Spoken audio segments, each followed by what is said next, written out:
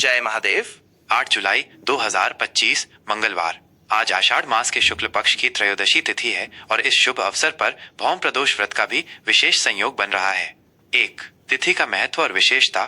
त्रयोदशी तिथि और भौम प्रदोष व्रत। आज आषाढ़ मास के शुक्ल पक्ष की त्रयोदशी तिथि है। हिंदू धर्म में त्रयोदशी तिथि भगवान शिव को समर्पित मानी जाती है। प्रत्येक महीने के कृष्ण पक्ष और शुक्ल पक्ष की त्रयोदशी तिथि को प्रदोष व्रत रखा जाता है। प्रदोष व्रत भगवान शिव और देवी पार्वती की पूजा के लिए अत्यंत शुभ और फलदायी माना जाता है। प्रदोष काल वो विशेष समय होता है जो सूर्यास्त के बाद आरंभ होता है और रात्रि के आगमन तक रहता है। यह मान्यता है कि इस दौरान भगवान शिव कैलाश पर्वत पर आनंदित होकर नृत्य करते हैं, इसलिए इस समय उनकी पूजा अर्चना करने से सभी मनोकामनाएं पूर्ण होती हैं। आज का दिन विशेष रूप से महत्वपूर्ण है क्योंकि यह त्रयोदशी तिथि मंगलवार को पड़ रही है, जिसे भौम प्रदोष व्रत के नाम से जाना जाता है। भौम प्रदोष व्रत का अपना एक विशिष्ट महत्व है। यह व्रत विशेष रूप से उन व्यक्तियों के लिए अत्यंत लाभकारी माना जाता है जो किसी प्रकार के ऋण कर्ज से मुक्ति चाहते हैं, स्वास्थ्य संबंधी समस्याओं से जूझ रहे हैं या शत्रुओं पर विजय प्राप्त करना चाहते हैं। मंगल ग्रह को ऊर्जा, साहस और पराक्रम का कारक माना जाता है और भौम प्रदोष व्रत के दिन भगवान शिव के साथ मंगल देव की पूजा करने से मंगल ग्रह से संबंधित दोषों का निवारण होता है और जीवन में सकारात्मक ऊर्जा का संचार होता है। इस दिन प्रदोष काल में शिव मंत्रों का जाप, शिव चालीसा का पाठ और बेलपत्र, धतूरा, भांग आदि अर्पित कर भगवान शिव की पूजा करने से विशेष कृपा प्राप्त होती है। 2. वार का प्रभाव और ज्योतिषीय महत्व। मंगलवार। आज मंगलवार है। ये दिन हिंदू धर्म में विशेष रूप से भगवान हनुमान को समर्पित है, जो बल, बुद्धि और विद्या के दाता माने जाते हैं। मंगलवार को हनुमान चालीसा का पाठ, सुंदरकांड का पाठ और बजरंग बाण का जाप करने से व्यक्ति को भय से मुक्ति मिलती है, आत्मबल में वृद्धि होती है और सभी प्रकार के संकट दूर होते हैं। ज्योतिषीय दृष्टिकोण से मंगलवार मंगल ग्रह का दिन है।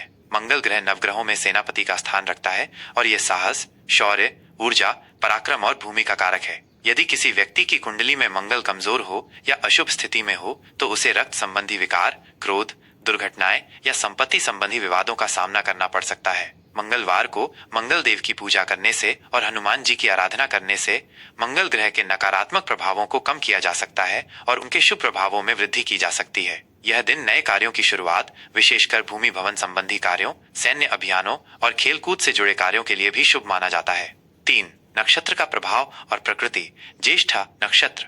आज का दिन मुख्य रूप से ज्येष्ठा नक्षत्र के प्रभाव में रहेगा। देर रात्रि लगभग 3:15 बजे तक ज्येष्ठा नक्षत्र आकाश मंडल का 18वां नक्षत्र है। इसका शाब्दिक अर्थ है सबसे बड़ा या सबसे श्रेष्ठ। इस नक्षत्र का स्वामी बुध ग्रह है और इसकी राशि वृश्चिक है। ज्येष्ठा नक्षत्र में जन्मे व्यक्ति अक्सर अपनी बात पर अडिग रहने वाले, दृढ़ निश्चयी, नेतृत्व क्षमता से परिपूर्ण और परिस्थितियों को नियंत्रित करने वाले होते हैं। ये लोग बुद्धिमान, मेहनती और अपनी स्वतंत्रता को महत्व देने वाले होते हैं। इस नक्षत्र में किए गए कार्यों में सावधानी, रणनीति और गहन सोच विचार की आवश्यकता होती है। यह नक्षत्र अपनी सुरक्षा और दूसरों पर नियंत्रण की प्रवृत्ति को भी दर्शाता है। ज्येष्ठा नक्षत्र के समाप्त होने के बाद मूल नक्षत्र का आरंभ होगा, जो देर रात्रि लगभग 3:15 बजे से शुरू होगा। मूल नक्षत्र का संबंध आध्यात्मिकता, गहन ज्ञान, अन्वेषण और जड़ों से जुड़ने से है। यह नक्षत्र परिवर्तन और नए सिरे से शुरुआत करने की ऊर्जा प्रदान करता है। चंद्रमा इस दिन ज्येष्ठा नक्षत्र में वृश्चिक राशि में संचार करेगा, लगभग 3:15 बजे तक। वृश्चिक राशि की ऊर्जा गहन भावनाओं, रहस्य और परिवर्तन से जुड़ी होती है, जो ज्येष्ठा नक्षत्र के प्रभावों को और प्रबल करती है। 4. योग और करण का महत्व। शुभ और सहायक प्रभाव। आज शुक्ल योग रहेगा रात्रि लगभग 10:17 बजे तक। शुक्ल योग को ज्योतिष में अत्यंत शुभ योग माना जाता है। यह योग किसी भी शुभ कार्य की शुरुआत, विशेषकर धार्मिक अनुष्ठानों और मांगलिक कार्यों के लिए उत्तम होता है। यह मानसिक शांति, स्थिरता और सकारात्मक ऊर्जा प्रदान करता है। शुक्ल योग में किए गए कार्यों में सफलता की संभावना अधिक होती है। इसके बाद ब्रह्म योग का आरंभ होगा, जो ज्ञान, शिक्षा और आध्यात्मिक उन्नति के लिए विशेष रूप से शुभ माना जाता है। इस योग में किए गए अध्ययन और धार्मिक कार्य अधिक फलदायी होते हैं।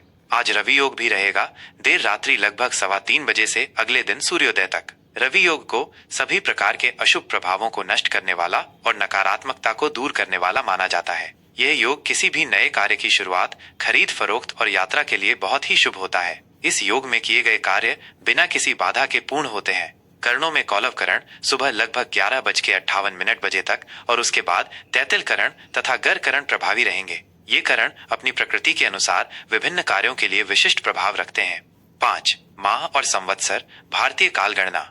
हम आषाढ़ मास के शुक्ल पक्ष में हैं। आषाढ़ मास हिंदू पंचांग का चौथा महीना होता है और ये वर्षा ऋतु के आगमन का संकेत देता है। यह मास विशेष रूप से धार्मिक अनुष्ठानों, तपस्या और साधना के लिए महत्वपूर्ण माना जाता है। इस महीने में गुरु पूर्णिमा और देवशयनी एकादशी जैसे महत्वपूर्ण त्योहार पड़ते हैं जो धार्मिक और आध्यात्मिक गतिविधियों के लिए शुभ माने जाते हैं। आज विक्रम संवत 2082 कालयुक्त और शक संवत 1947 विश्वावसु है। ये भारतीय काल गणना की दो प्रमुख पद्धतियां हैं जिनका उपयोग धार्मिक पंचांगों और ज्योतिषीय गणनाओं में किया जाता है। ये संवत्सर हमें समय के चक्र और उसके प्रभावों को समझने में मदद करते हैं।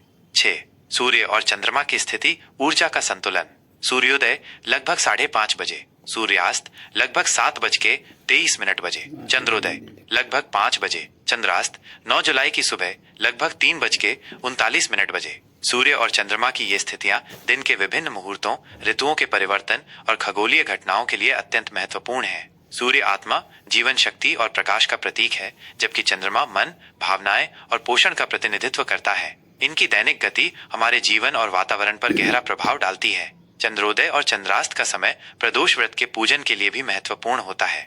7. शुभ और अशुभ मुहूर्त। दैनिक गतिविधियों का मार्गदर्शन।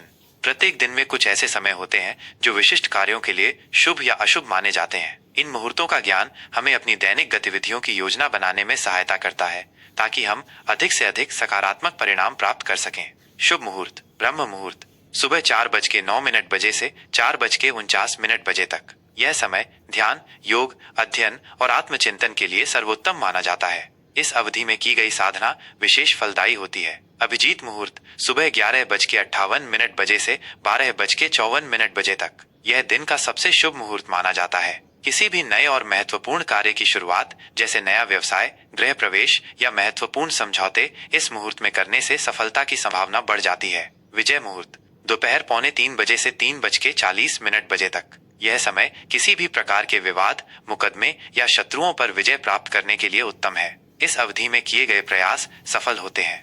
गोधूली मुहूर्त शाम 7:21 बजे से 7:42 बजे तक। यह सूर्यास्त के समय का पवित्र मुहूर्त है, जब दिन और रात मिलते हैं। शाम की पूजा अर्चना, आरती और धार्मिक कार्यों के लिए यह समय बहुत शुभ माना जाता है। संध्या मुहूर्त शाम 7:23 बजे से 8:23 बजे तक। यह संध्या वंदन और ईश्वर आराधना के लिए शुभ समय है। निश्चित काल मध्य रात्रि 12:06 बजे से 12:47 बजे तक। 9 जुलाई यह समय विशेष रूप से तंत्र मंत्र साधना और गोपनीय सिद्धियों के लिए महत्वपूर्ण माना जाता है।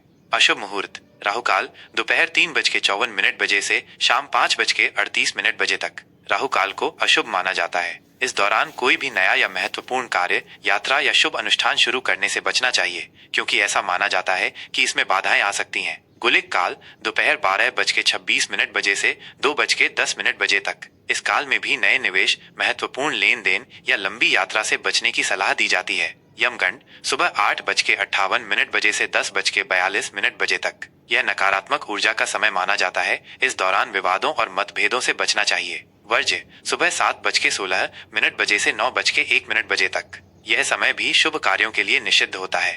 गंडमूल पूरे दिन ज्येष्ठा नक्षत्र के प्रभाव के कारण।